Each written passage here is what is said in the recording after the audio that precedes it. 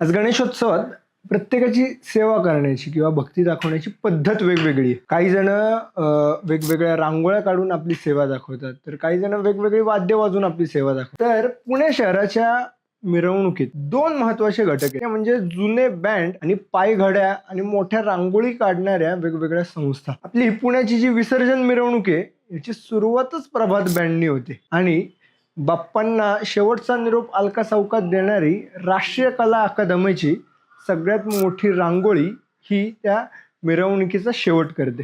ह्या ज्या वेगवेगळ्या सेवा आहेत किंवा ह्या ज्या वेगवेगळ्या संघटना किंवा एखादा बँडवाला, पथकवाला, असे रांगोळी काढणारे, जेव्हा हे कलाकार आपली वेगवेगळी सेवा या गणेशोत्सवात सादर करतात, या गणेशोत्सवाला एक वेगळं ग्लॅमर येते. मला आठवतंय राष्ट्रीय कला अकादमी ज्या ज्या चौकांमध्ये रांगोळ्या काढते ना, त्या चौकांमध्ये ढोल ताशा ऐकायला येणारी गर्दी जशी असती तशीच गर्दी या रांगोळ्या पाहण्यासाठी असते.